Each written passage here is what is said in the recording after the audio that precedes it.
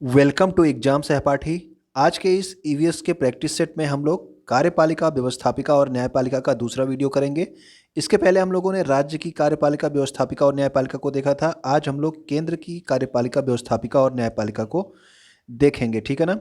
तो पहला क्वेश्चन हमारा स्टार्ट होता है। भारतीय संसद निर्मित होती है लोकसभा से, राज्यसभा से और राष्ट्रपति से। तो इसका जो पहला ही ऑप्शन है ये आपका सही है, ठीक है ना। जब संसद की बात आएगी तो संसद में कौन कौन शामिल होता है? आपका लोकसभा होता है, राज्यसभा होता है और राष्ट्रपति जो होता है, इससे मिल करके संसद बनती है। जब आपने विधानमंडल पढ़ा था तो वहाँ पे विधानसभा, राज्यपाल और विधान परिषद था, ठीक है ना। तो आपका जिन जिन राज्यों में विधान परिषद होती है उनके लिए था, ठीक है ना, लेकिन लोक राज्यसभा तो होती ही है। तो इसका जो सही आंसर हो गया ये हो गया आपका ऑप्शन नंबर 1। तो संसद का निर्माण होता है लोकसभा, राज्यसभा और राष्ट्रपति, इन तीनों से मिल करके, ठीक है। केवल लोकसभा से नहीं, केवल राज्यसभा से नहीं, ठीक। अब देखिए, लोकसभा, राज्यसभा और राष्ट्रपति, इसमें तो आप तीनों शामिल हो गए संसद में। अब आपसे पूछा जाता है अनुच्छेद। तो अनुच्छेद, जो संसद का अनुच्छेद है आपका 79। उसके बाद आपका राज्यसभा का 80 है और लोकसभा का 81 है। तो ये तीनों एक साथ लाइन से आता है। तो आप लोग इसको आसानी से सरल, इस तरह से सरलता से आप सरल याद कर सकते हैं। स से आपका संसद 79, र से आपका राज्यसभा 80 और उसके बाद ल से लोकसभा आपका 81, ठीक है ना। अगला देखते हैं हम लोग, क्वेश्चन नंबर 2 में आते हैं।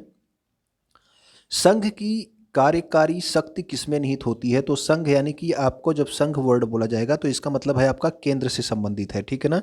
तो केंद्र की कार्यकारी शक्ति किसमें निहित होती है? राष्ट्रपति में, उपराष्ट्रपति में, राज्यपाल में या फिर आपका प्रधानमंत्री में। तो जब भी आपकी कार्यकारी शक्ति की बात होगी या फिर कार्यपालिका शक्ति की बात होगी तो आप क्या आंसर करेंगे? कार्यपालिका शक्ति का जो आपका कार्यपालिका का जो प्रधान होता है वो कौन होता है?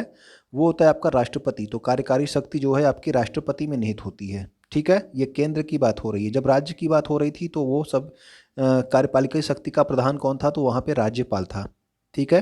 पिछले वीडियो में आपने देखा होगा। तो अनुच्छेद 53 के तहत संघ की कार्यपालिका शक्ति किसमें निहित होती है? राष्ट्रपति में निहित होती है। राष्ट्रपति का पद कार्यपालिका का सर्वोच्च संवैधानिक पद होता है, ठीक है ना। तो अभी आपको बताया गया कार्यपालिका का जो प्रमुख होता है वो होता है राष्ट्रपति। तो राष्ट्रपति का पद ही इसका सर्वोच्च संवैधानिक पद होगा। ओके, क्वेश्चन नंबर 3 में आते हैं हम लोग। भारत की संघीय कार्यपालिका सामूहिक रूप से उत्तरदायी है। तो संघीय कार्यपालिका आपका पूछा जा रहा है भारत की, ठीक है ना। तो भारत की संघीय कार्यपालिका सामूहिक रूप से उत्तरदायी किसके प्रति होती है? तो कार्यपालिका सामूहिक रूप से उत्तरदायी होती है आपका लोकसभा के प्रति, ठीक है ना। तो ये आप क्वेश्चन याद रखना। कल आपका राज्य की जो कार्यपालिका थी वो किसके प्रति जो है उत्तरदायी थी? तो वो विधानसभा के प्रति उत्तरदायी थी। और आपकी संघीय कार्यपालिका, तो संघीय कार्यपालिका आपका लोकसभा के प्रति उत्तरदायी होगी। ओके, तो अनुच्छेद 75(3) के अनुसार मंत्रिपरिषद जो है यानी कि कार्यपालिका, आपका मंत्रिपरिषद जो होती है ये कार्यपालिका में आता है, ठीक है ना। ये सामूहिक रूप से लोकसभा के प्रति उत्तरदायी होती है। ओके, तो अगला क्वेश्चन देखते हैं हम लोग, क्वेश्चन नंबर 4। लोकसभा के अध्यक्ष का निर्वाचन करते हैं, यानी कि लोकसभा का जो अध्यक्ष होता है उसका निर्वाचन कौन करता है?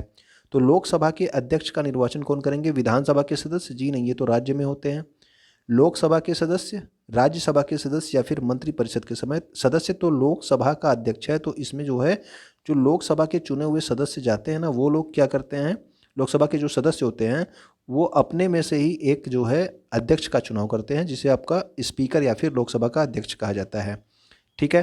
तो इसका जो आप आंसर हो गया ये हो गया आपका लोकसभा के अध्यक्ष। अनुच्छेद 93 के अनुसार लोकसभा अपने सदस्यों में से ही एक अध्यक्ष का चुनाव करती है, ठीक है ना। तो इसका आंसर नंबर बी हो गया। इसके अलावा जो है आप लोग याद रखेंगे क्या, ये भी क्वेश्चन आपसे पूछ लिया जाता है कि लोकसभा के प्रथम अध्यक्ष कौन थे, यानी कि पहली बार जब लोकसभा आपकी बनी थी तो उसके अध्यक्ष कौन थे? तो उसके अध्यक्ष थे जी.वी. मावलंकर, ठीक है ना। और आपको कमेंट करके ये बताना है कि वर्तमान लोकसभा के अध्यक्ष कौन है। अगर आपको पता हो तो आप जरूर बताइएगा, ठीक है। वर्तमान लोकसभा के अध्यक्ष कौन है? नेक्स्ट क्वेश्चन है आपका क्वेश्चन नंबर 5। कोई विधेयक धन विधेयक है या नहीं, इसका निर्णय कौन करता है? तो धन विधेयक का निर्णय जब भी अगर राज्य की बात होगी तब राज्य में कौन करता था? विधानसभा का अध्यक्ष, ठीक है ना। और आपकी केंद्र की बात हो रही है तो आपका धन विधेयक है या नहीं इसका निर्णय कौन करेगा? तो वो करेगा आपका लोकसभा का अध्यक्ष, ठीक है ना। तो लोकसभा का अध्यक्ष ये निर्णय करता है कि कोई विधेयक जो आपका है वो धन विधेयक है या नहीं, ठीक है। और धन विधेयक हमेशा लोकसभा में ही प्रस्तुत किया जाता है, ये भी आप याद रखेंगे। तो अभी जो क्वेश्चन मैंने पूछा था आप लोगों ने कमेंट कर दिया होगा, मुझे पता है। तो 17वीं जो आपकी वर्तमान लोकसभा है उसके अध्यक्ष कौन है? तो ओम बिरला है, ठीक है। जो अभी क्वेश्चन पूछा था उसका ये आंसर है। लोकसभा के अध्यक्ष, इसका आंसर हो गया आपका, कोई विधेयक धन विधेयक है या नहीं इसका निर्णय करता है आपका लोकसभा अध्यक्ष। और अनुच्छेद 110 में धन विधेयक की परिभाषा दी गई है। एक बार ये भी क्वेश्चन पूछा जा सकता है कि धन विधेयक की परिभाषा किस अनुच्छेद में दी गई है? तो ये आपके अनुच्छेद 110 में दी गई है। क्वेश्चन नंबर 6 में आते हैं हम लोग। भारतीय संसद के दोनों सदनों के संयुक्त बैठक की अध्यक्षता कौन करता है? तो भारतीय संसद के दोनों सदन कौन कौन से होंगे? तो एक आपका सदन कौन हो गया? एक तो आपका सदन हो गया राज्यसभा, और दूसरा सदन कौन सा हो गया आपका? लोकसभा, ठीक है ना। तो लोकसभा, ये दो आपके सदन होते हैं।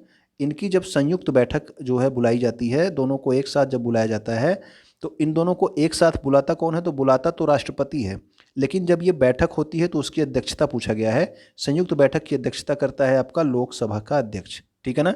तो लोकसभा का अध्यक्ष ही संयुक्त बैठक की अध्यक्षता करता है। अगर आपसे पूछा जाएगा कि ये संयुक्त बैठक को बुलाता कौन है, तो उसका आंसर क्या हो जाएगा? तो उसका आंसर हो जाएगा राष्ट्रपति। यहाँ पे देखिए हमने आसानी से इसको बताया है। और ये जो संयुक्त बैठक बुलाई जाती है, ये किस लिए बुलाई जाती है? ये साधारण विधेयक के संदर्भ में बुलाई जाती है, ये भी आपको याद रखना है, ठीक है। जो संयुक्त बैठक बुलाई जाती है वो साधारण विधेयक के संबंध में बुलाई जाती है, यानी कि जब साधारण विधेयक के संबंध में दोनों सदनों में मतभेद हो, ठीक है, किसी पॉइंट पे इन दोनों सदनों में मतभेद हो साधारण विधेयक के संबंध में, तो राष्ट्रपति द्वारा जो है संयुक्त बैठक बुलाई जाती है। और इस संयुक्त बैठक की अध्यक्षता कौन करता है? तो वो करता है लोकसभा अध्यक्ष। यानी कि संयुक्त बैठक बुलाता कौन है? अगर ये प्रश्न पूछा जाएगा तो वो राष्ट्रपति होगा, लेकिन इस संयुक्त बैठक की अध्यक्षता कौन करता है? तो वो करता है लोकसभा अध्यक्ष। ओके, तो अगला क्वेश्चन है, धन विधेयक संसद के किस सदन में प्रस्तुत किया जाता है? तो जब आपको राज्य विधानमंडल का धन विधेयक पढ़ाया जा रहा था, तब आपने देखा था कि वो जब राज्य में था तब आपका विधानसभा में ये प्रस्तुत किया जा रहा था, लेकिन जब आपका संसद की बात हो रही है, संसद के किस सदन में प्रस्तुत किया जाएगा? तब आपका क्या हो जाएगा? ये लोकसभा। और इसका जो निर्णय कौन करता है कि कोई विधेयक धन विधेयक है या नहीं? तो वो लोकसभा का अध्यक्ष ही निर्णय करता है, ठीक है ना। तो संसद का विधेयक, धन विधेयक जो है, ये हमेशा जो है लोकसभा में ही प्रस्तुत किया जाता है, ठीक है ना। तो लोकसभा इसका जो सही आंसर हो गया, जहाँ पे इसको प्रस्तुत किया जाएगा। उसके अलावा देखिए, धन विधेयक लोकसभा से जब पारित हो जाएगा, यानी कि लोकसभा में आपने प्रस्तुत किया, वहाँ से वो पारित हो गया, उसके बाद इसको राज्यसभा में भेजा जाता है, और राज्यसभा केवल इसे 14 दिनों तक अपने पास रख सकती है। जैसे आपने राज्य में पढ़ा था कि विधान परिषद केवल 14 दिनों तक अपने पास रख सकती थी, उसी तरह से राज्यसभा यहाँ पे केवल 14 दिनों तक अपने पास रख सकती है धन विधेयक को, उसके बाद उसे वापस करना होगा। ये क्वेश्चन मैंने अभी आपको कुछ देर पहले भी बताया कि अनुच्छेद 110 में क्या दिया है? धन विधेयक की परिभाषा, ठीक है। अगला क्वेश्चन देखते हैं, क्वेश्चन नंबर 8 में आते हैं। मंत्रिमंडल का प्रमुख कौन होता है? तो मंत्रिमंडल यानी कि सारे मंत्रियों का जो प्रमुख होता है केंद्र में, कौन होता है? तो वो तो होता है आपका प्रधानमंत्री। ये क्वेश्चन तो आपको पता ही होगा। ओके, तो मंत्रिमंडल का जो प्रमुख होता है वो होता है आपका प्रधानमंत्री। अनुच्छेद 74 के अनुसार राष्ट्रपति को सलाह एवं सहायता देने के लिए एक मंत्रिपरिषद होगी, जिसका प्रमुख कौन होगा? तो उसका प्रमुख होगा प्रधानमंत्री। तो मंत्रिपरिषद का प्रमुख होता है आपका प्रधानमंत्री। और मंत्रिपरिषद किस लिए होती है? तो ये राष्ट्रपति को सलाह और सहायता देने के लिए होती है। ओके, अगला क्वेश्चन नंबर 9 देखते हैं हम लोग। संसद की बैठक एक साल में कम से कम कितनी बार होनी चाहिए? तो संसद की बैठक पूछा जा रहा है कि एक साल में कम से कम कितनी बार होनी चाहिए? तो एक साल में कम से कम आपका 2 बार होना चाहिए। इस क्वेश्चन को इस तरह से भी पूछा जा सकता है कि संसद की 2 बैठकों के बीच में कितने महीने से अधिक का अंतर नहीं होना चाहिए। तो आप जानते हो एक वर्ष में 12 महीने होते हैं, तो 2 बैठकों के बीच में जो है 6 महीने से अधिक का समय नहीं होना चाहिए, यानी कि एक बैठक और दूसरी बैठक के बीच में 6 महीने से ज़्यादा का समय नहीं होना चाहिए। ये भी क्वेश्चन आपसे पूछा जाता है। और साल भर में कितनी बार होती है? तो साल भर में 2 बार बैठक होती है, ये आपको याद रखना है। यहाँ पे देखिए मैंने इसको लिखा भी है, तो आप ध्यान से इसको देख लेंगे। भारतीय संसद के 2 सत्रों के बीच में 6 माह से अधिक का अंतर नहीं होना चाहिए। इस प्रकार एक वर्ष में कम से कम 2 बार जो है ये बैठक होना अनिवार्य है। ओके, तो इसको तो आप लोग आसानी से समझ गए होंगे। क्वेश्चन नंबर 10 में आते हैं हम लोग।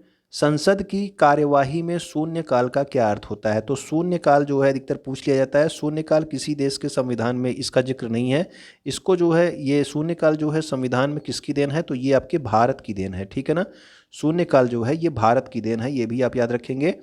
तो शून्यकाल होता है आपका प्रश्नकाल के बाद 1 घंटे का समय होता है, ठीक है। यानी कि जब प्रश्नकाल समाप्त हो जाता है तो प्रश्नकाल के बाद का 1 घंटे का समय, ये भी याद रखना है, ठीक है। प्रश्नकाल जब हो जाएगा उसके बाद 1 घंटे का समय, जिसमें जो है जो आपके विपक्ष के लोग हैं, कोई भी जो है मंत्रियों से क्वेश्चन कर सकता है उनको बिना बताए हुए।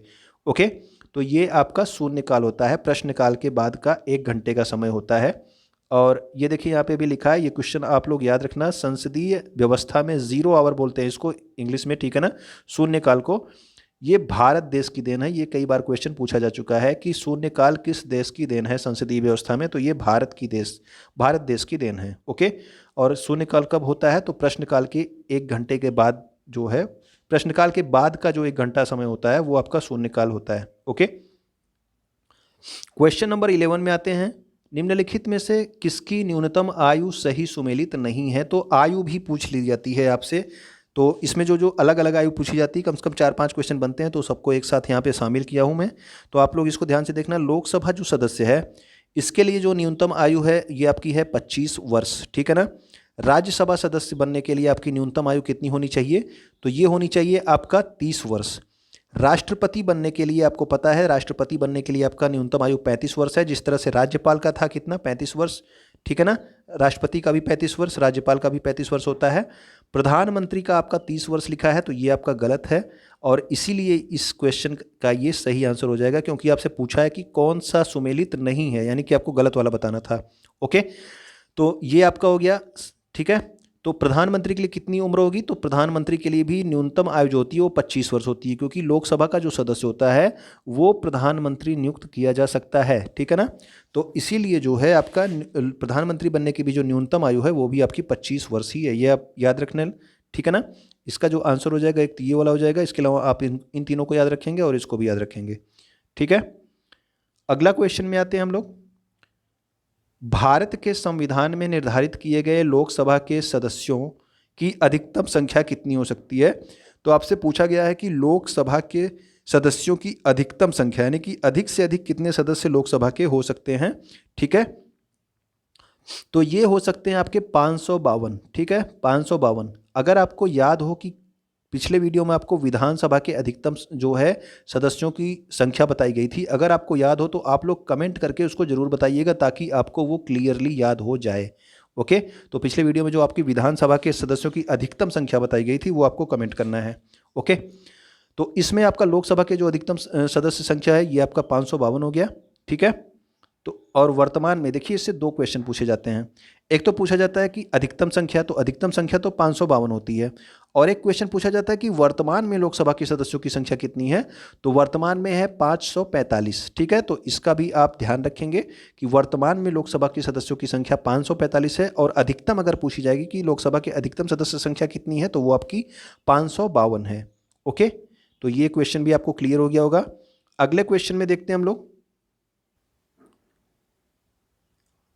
वर्तमान लोकसभा में प्रत्येक राज्य के लिए स्थानों का आवंटन आधारित है, यानी कि जो आपके प्रत्येक राज्य के लिए सीटें जो निर्धारित की गई हैं कि किस राज्य में कितनी सीटें होंगी लोकसभा की, ये किस जो है ये किस पर आधारित है, कौन सी जनगणना पर आधारित है, ये आपकी आधारित है 1971 की जनगणना पर, ठीक है। तो ये आप याद रखेंगे कि जो वर्तमान में लोकसभा की सीटें, यानी कि जिस राज्य में जितनी सीटें निर्धारित की गई हैं वो 1971 की जनगणना पर आधारित की गई है। और यहाँ पे भारत में जो आपकी सीटें निर्धारित होती हैं ये जनसंख्या के आधार पर होती हैं, ये भी आप याद रखना। जिस राज्य की जनसंख्या ज़्यादा होगी उस राज्य की लोकसभा सीटें भी ज़्यादा हैं, ठीक है ना। यहाँ की जो आपकी सीटों का आवंटन होता है ये जनसंख्या के आधार पर होता है, ये भी याद रखना। तो इसीलिए जो है उत्तर प्रदेश के लोकसभा सीटों की संख्या सबसे अधिक है, कितनी है आपकी 80, ठीक है ना, लोकसभा सीटों की संख्या 80 है। ओके, यहाँ देखिए अब लोग 1971 की जनगणना के आधार पर इसका निर्णय किया जाता है कि लोकसभा के प्रत्येक राज्य में कितनी सीटें होंगी। तो अनुच्छेद 82 के अनुसार लोकसभा की सीटों का राज्यों के मध्य बंटवारा 1971 के जनगणना के आधार पर है, और 2026 तक इसे संशोधित नहीं किया जा सकता। ये भी इंपॉर्टेंट क्वेश्चन है, ठीक है ना। 1971 की जनगणना के आधार पर इसको निर्धारित किया गया था, और ये कब तक लागू रहेगा, 2026 तक, ठीक है। तो 2026 तक इसको संशोधित नहीं किया जा सकता, जितनी सीटें हैं 2026 तक बनी रहेंगी। उसके बाद 2031 में जब फिर जनगणना होगी तब उसके बाद ये लोग जो है संसदीय प्रक्रिया से उसको निर्धारित करेंगे। ओके, भारत में किस राज्य का लोकसभा व राज्यसभा में प्रतिनिधित्व सबसे ज़्यादा है, यानी कि कहाँ पे जो है लोकसभा व राज्यसभा की सबसे अधिक सीटें हैं, ये इसका मतलब है, पूछा गया है। तो अभी आपको बताया गया कि ये जनसंख्या के आधार पर निर्धारित किया जाता है।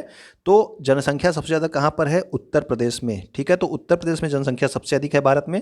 तो यहाँ पे जो है लोकसभा और राज्यसभा की सीटें भी सबसे ज़्यादा हैं। ठीक है ना, तो इसका जो सही आंसर हो गया ये क्या हो गया? उत्तर प्रदेश। ठीक है, और दूसरे नंबर पे क्या है आपका? दूसरे नंबर पे आपका आ जाता है महाराष्ट्र। ठीक है, सीटों के मामले में। ठीक है, लोकसभा की उत्तर प्रदेश में तो कितनी सीटें हैं? तो लोकसभा यहाँ पे 80 सीटें हैं। महाराष्ट्र में कितनी है? तो महाराष्ट्र में 48। ठीक है, तो पहले नंबर पे आपका उत्तर प्रदेश है लोकसभा सीटों के मामले में, और दूसरे नंबर पे क्या है? महाराष्ट्र है। ओके, तो यहाँ पे देखिए लोकसभा की सीटें उत्तर प्रदेश में 80 हैं, और राज्यसभा की कितनी सीटें हैं? तो राज्यसभा की 31 सीटें हैं। ठीक है, लोकसभा सदस्यों का कार्यकाल, यानी कि आपका लोकसभा का ही कार्यकाल है कितना? 5 वर्ष। 5 वर्ष बाद इसे जो है फिर से चुनाव किया जाता है। ठीक, अगला क्वेश्चन देखते हैं, क्वेश्चन नंबर 15 में लोकसभा का अध्यक्ष चुना जाता है, तो लोकसभा का अध्यक्ष का चुनाव कौन करता है? तो ये क्वेश्चन शायद मैं पहले भी करा चुका हूँ, लेकिन आप एक बार फिर से यहाँ पे देख लीजिए। लोकसभा का जो अध्यक्ष होता है संसद के सदस्यों द्वारा? जी नहीं, क्योंकि इसमें तो जो है लोकसभा और राज्यसभा दोनों शामिल होता है। प्रत्यक्ष रूप से जनता द्वारा? तो लोकसभा का अध्यक्ष नहीं, लोकसभा के सदस्य अगर यहाँ पे लिखा होता तो प्रत्यक्ष रूप से जनता उसको चुनती है, लेकिन लोकसभा के अध्यक्ष आपसे पूछा जा रहा है। लोकसभा का सदस्य यानी कि सांसद, जो आप लोग सांसद का चुनाव करते हो उसकी बात अगर सदस्य पूछा जाता, तो ये लोकसभा अध्यक्ष पूछा है। तो लोकसभा के सभी सदस्यों द्वारा। ठीक है ना, तो लोकसभा में जो आप लोग सांसद लोगों को चुन के भेजते हो, वो जो है अपने में से ही जितने लोग चुन के जाते हैं वहाँ पे अपने में से ही एक लोग को क्या करते हैं? लोकसभा का अध्यक्ष नियुक्त करते हैं। ओके, तो इसका जो सही आंसर हो गया वो लोकसभा के सदस्य ही जो है लोकसभा के अध्यक्ष का चुनाव करते हैं। इसमें देखिए लोकसभा का स्पीकर, स्पीकर इसी को कहा जाता है, यानी कि स्पीकर किसको कहा जाता है? लोकसभा का स्पीकर, यानी कि लोकसभा का अध्यक्ष ही। ठीक है ना, इस अध्यक्ष को ही स्पीकर बोलते हैं। का चयन जो है लोकसभा के सभी सदस्यों के द्वारा ही किया जाता है, और ये लोकसभा का अध्यक्ष अपना त्यागपत्र किसको देता है? क्वेश्चन ये भी बनता है, तो वो अपना त्यागपत्र उपाध्यक्ष को देता है। ठीक है, और उपाध्यक्ष अपना त्यागपत्र किसको देता है? तो उपाध्यक्ष अपना त्यागपत्र अध्यक्ष को देता है। ओके, आगे के क्वेश्चन में देखते हैं, क्वेश्चन नंबर 16 में राज्यसभा के सदस्यों का कार्यकाल होता है। तो अभी आपने लोकसभा के सदस्यों का कार्यकाल देखा कितना था? 5 वर्ष, लेकिन राज्यसभा के सदस्यों का कार्यकाल पूछा जा रहा है। तो राज्यसभा के सदस्यों का कार्यकाल कितना होता है? ये होता है आपका 6 वर्ष। ठीक है, तो ये आप याद रखना। ठीक, छोटा सा अंतर है, राज्यसभा के सदस्यों का कार्यकाल 6 वर्ष का है, और क्या होता है कि राज्यसभा एक अस्थाई सदन होता है। ठीक है ना, और इसमें क्या होता है कि इसमें जो 1/3 सदस्य हैं ये हर 2 साल पे सेवानिवृत्त हो जाते हैं। ठीक है, यानी कि 2 साल की समाप्ति पर जितने भी सदस्य रहते हैं उसका 1/3 जो है आपका सेवानिवृत्त होते रहते हैं हर 2 साल पे। ठीक है, और इसके जो सदस्य होते हैं इनका कार्यकाल कितना होता है? 6 वर्ष का होता है। तो इस तरह जो है ये जो राज्यसभा है ये कभी समाप्त नहीं होती है। ओके, लगातार ये चलती रहती है। अगला देखिए क्वेश्चन, इसको अस्थाई सदन कहते हैं क्यों? राज्यसभा को स्थायी सदन कहते हैं क्योंकि इसके सभी सदस्य आजीवन सदस्य होते हैं? ये नहीं है, क्योंकि अभी आपको बताया गया कि इसके जो सदस्य होते हैं वो 6 साल के लिए होते हैं। ओके, तो ये वाला नहीं है। इसे विघटित नहीं किया जा सकता है। जी हाँ, ये वाला आपका सही है, इसको विघटित नहीं कर सकते हैं, राज्यसभा को विघटित नहीं किया जा सकता। यह एक स्थायी सदन है, इसीलिए इसको स्थायी सदन कहते हैं, क्योंकि इसे विघटित नहीं किया जा सकता। और इसके 1/3 सदस्य प्रत्येक 2 वर्ष में अवकाश ग्रहण करते हैं, ये भी आपका सही है। 1/3 सदस्य जो हैं, यानी कि 1/3 सदस्य प्रत्येक 2 वर्ष में अवकाश, यानी कि आपका सेवानिवृत्त हो जाते हैं, वो जितना उनका जो है 6 साल पूरा हो जाता है, तो 1/3 सदस्य हर 2 वर्ष बाद जो है हट जाते हैं। तो इसका जो ऑप्शन है, ऑप्शन नंबर बी और सी, ये दोनों सही है। ठीक है ना, तो ये आपका जो सही आंसर हो गया ऑप्शन नंबर डी हो गया। तो देखिए आपको याद रखना है कि राज्यसभा का विघटन नहीं होता है। ठीक है, ये कई बार क्वेश्चन घुमा घुमा के पूछा जाता है। तो राज्यसभा का विघटन नहीं होता है, राज्यसभा एक अस्थायी सदन है। ठीक है, लोकसभा जो है 5 वर्ष बाद समाप्त हो जाती है, वो फिर से जो है आपकी चुनी जाती है। ठीक है, लेकिन राज्यसभा के साथ ऐसा नहीं होता। इसके 1/3 सदस्य क्या होते हैं? प्रत्येक 2 वर्ष की समाप्ति पर निवृत्त हो जाते हैं, यानी कि इनकी जो है ये अवकाश ग्रहण कर लेते हैं। ओके, अगला क्वेश्चन आते हैं, क्वेश्चन नंबर 18 में राज्यसभा किसके द्वारा भंग की जा सकती है? तो राज्यसभा किसके द्वारा भंग की जा सकती है? अभी आपको बताया गया, 2 बार बताया गया कि राज्यसभा का विघटन जो है ये नहीं किया जा सकता। ठीक है, राज्यसभा का विघटन नहीं किया जा सकता। तो इसीलिए अगर आपसे पूछा जाए इस तरह से कि राज्यसभा किसके द्वारा भंग की जाती है, तो आपको देना है कि उपरोक्त में से कोई नहीं, यानी कि राज्यसभा का जब विघटन ही नहीं होता है तो उसको भंग कौन करेगा, कोई भंग नहीं कर सकता है। ठीक है, राज्यसभा भंग नहीं की जा सकती है। विघटन का मतलब आप समझ लो भंग भी, ठीक है ना।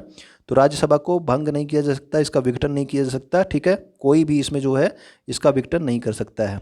ओके, राज्यसभा जो है आपकी विघटित नहीं होती, ये आप याद रखेंगे। तो इसीलिए मैंने इसको 2-3 बार लिया, क्योंकि ये क्वेश्चन इंपॉर्टेंट है आपका, ये पूछ लिया जाता है, लोग कंफ्यूज हो जाते हैं।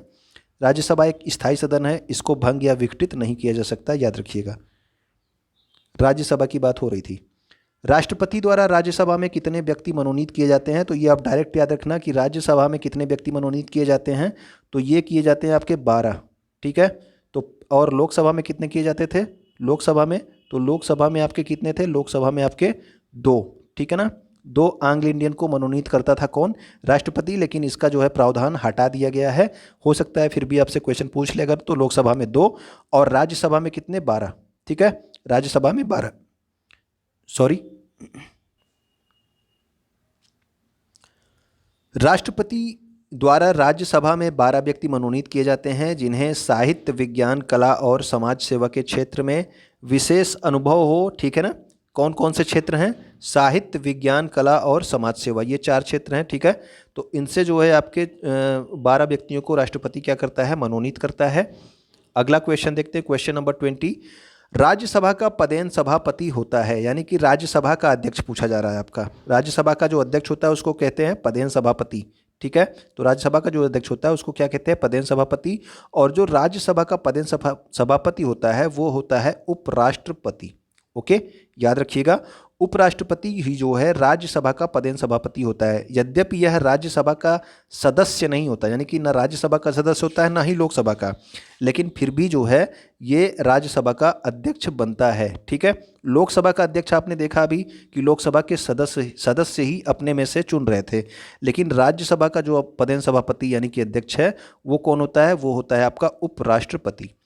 तो राज्यसभा का पदेन सभापति उपराष्ट्रपति होता है और वह राज्यसभा का सदस्य नहीं होता। यह भी क्वेश्चन पूछा जाता है कि कौन जो है किसी भी सदन का सदस्य नहीं होता है फिर भी जो है राज्यसभा का अध्यक्ष होता है, तो वो आपका कौन हो गया, उपराष्ट्रपति।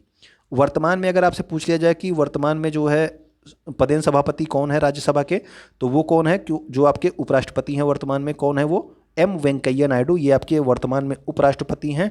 और यही तब आपके कौन होंगे, राज्यसभा के सभापति, यानी कि राज्यसभा के अध्यक्ष भी यही होंगे। ओके, क्वेश्चन नंबर 21 पे आते हैं हम लोग। राज्यसभा की निश्चित सदस्य संख्या क्या है, तो अभी आपने देखा लोकसभा की सदस्य संख्या कितनी थी, तो लोकसभा की सदस्य संख्या थी आपकी 552। ठीक है, अधिकतम।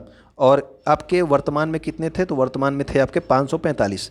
ठीक है, ये आपकी क्या थी, ये आपकी लोकसभा की थी। अब आपसे पूछा जा रहा है कि राज्यसभा की निश्चित सदस्य संख्या क्या है, तो जो राज्यसभा की निश्चित सदस्य संख्या है वो आपकी है कितनी, वो है आपकी 250। ठीक है, और वर्तमान में कितने हैं, तो वर्तमान में हैं आपके 245। ओके, ये आपके वर्तमान में हैं। तो वर्तमान में जो राज्यसभा में सदस्य हैं वो आपके 245 हैं, और निश्चित सदस्य संख्या मतलब कितनी निर्धारित की गई है, तो वो की गई है 250।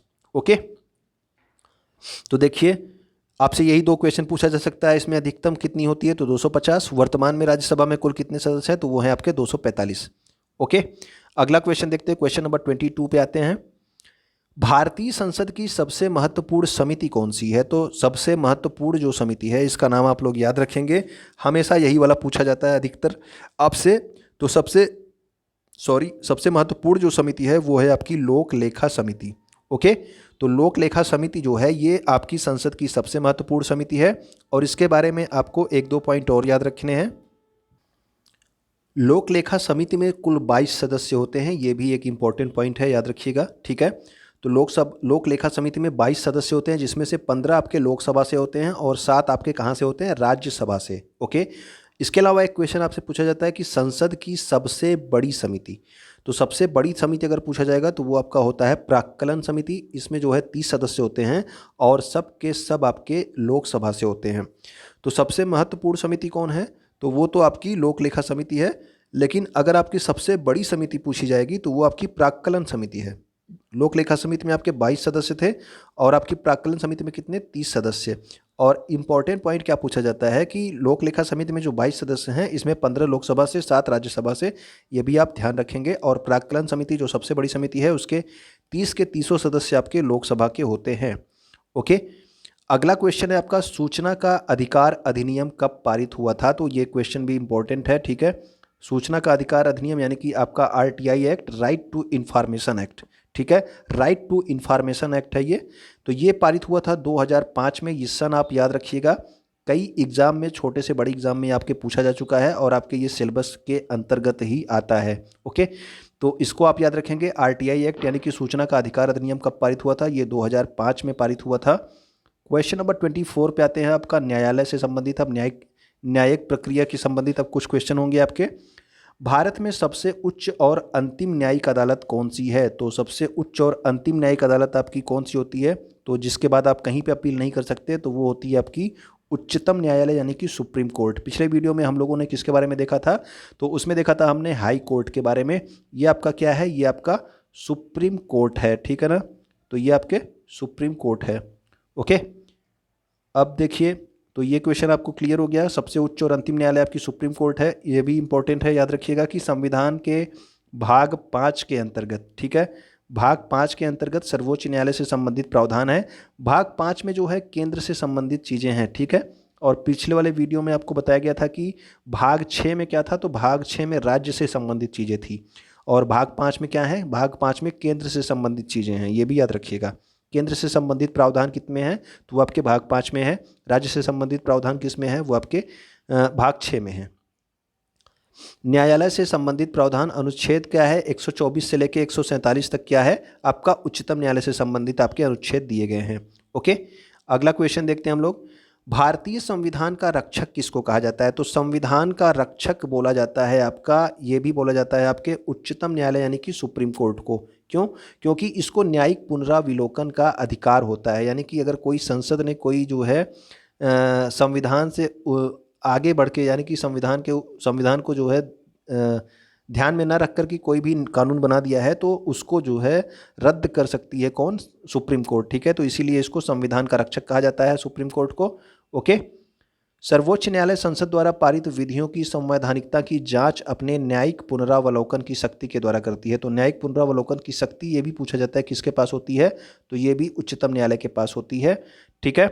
नागरिकों के मूल अधिकारों की रक्षा भी करता है। तो नागरिकों के मूल अधिकारों की रक्षा आपका हाई कोर्ट भी करती है, यानी कि उच्च न्यायालय भी करती है, और आपकी सुप्रीम कोर्ट, दोनों करती है, ठीक है। तो उच्च न्यायालय आपका मूल अधिकारों की रक्षा कौन करता है? तो ये भी आपका उच्चतम न्यायालय करता है, उच्च न्यायालय भी करता है। ओके, ये वाला पॉइंट के लिए 26 देखते हैं हम लोग। सर्वोच्च न्यायालय के न्यायाधीशों को पद की शपथ किसके द्वारा दिलाई जाती है? तो जब सर्वोच्च न्यायालय की बात आ जाएगी, यानी कि सुप्रीम कोर्ट की, तो उसके जो शपथ दिलाई जाएगी वो या तो राष्ट्रपति दिलाता है या फिर राष्ट्रपति द्वारा जो है मनोनीत किया गया कोई व्यक्ति, यानी कि मनोनीत नहीं, मतलब कि जो राष्ट्रपति जो है उसके लिए निर्धारित करता है एक व्यक्ति को, ठीक है, यानी कि एक व्यक्ति को नियुक्त करता है। यहाँ पे देखिए लिखा हुआ है कि सर्वोच्च न्यायालय के न्यायाधीश अपना शपथ जो है या तो राष्ट्रपति के समक्ष लेते हैं या फिर इसके लिए राष्ट्रपति के द्वारा नियुक्त किसी व्यक्ति के समक्ष, यानी कि राष्ट्रपति किसी व्यक्ति को आपका नियुक्त कर देगा कि उसके समक्ष जो है सुप्रीम कोर्ट के जो आपके न्यायाधीश हैं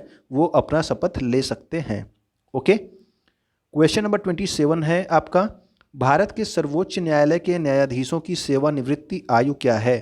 तो जब सर्वोच्च न्यायालय की आपकी सेवानिवृत्ति आयु पूछी जाएगी तो ये आपका हो जाता है 65 वर्ष, जबकि आपका हाई कोर्ट का कितना होता है? तो हाई कोर्ट का होता है आपका, हाई कोर्ट का 62 वर्ष, ये आपने पिछले वीडियो में देखा था।